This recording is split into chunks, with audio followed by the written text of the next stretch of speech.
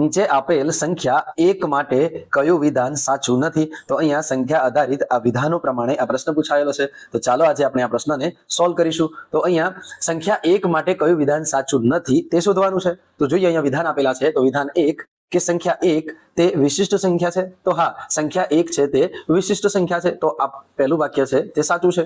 ચલો બીજું વાક્ય છે કે ગુણાકાર માટે તટસ્થ છે. તો હા, સંખ્યા 1 છે તે ગુણાકાર માટે તટસ્થ છે. તો આ વાક્ય પણ સાચું છે. ત્રીજું વાક્ય સૌથી નાની પ્રાકૃતિક સંખ્યા છે. તો હા, સંખ્યા 1 છે તે સૌથી નાની પ્રાકૃતિક સંખ્યા છે. તો આ ત્રીજું વાક્ય પણ સાચું છે. હવે ચોથું વિધાન જોઈએ તો અવિભાજ્ય સંખ્યા છે. તો ના, આ જે અવિભાજ્ય સંખ્યા 1 છે અવિભાજ્ય સંખ્યા નથી. તો ચોથું વાક્ય અહીંયા ખોટું છે. તો પ્રશ્ન પૂછાયેલો છે કે કયું વિધાન સાચું નથી તે શોધવાનું છે. હવે નથી તો ફક્ત માત્ર 4 છે જે ખોટું વાક્ય છે. તો એ ઓપ્શનની દ્રષ્ટિએ કયો આવશે? તો માત્ર 4, એટલે ઓપ્શન બી આપણો અહીંયા સાચો જવાબ થશે. તો મિત્રો, આવા જ અવનવા વિડીયો માટે અમારી માધવ ચેનલને લાઈક, શેર અને સબસ્ક્રાઇબ કરતા રહો. Thank you.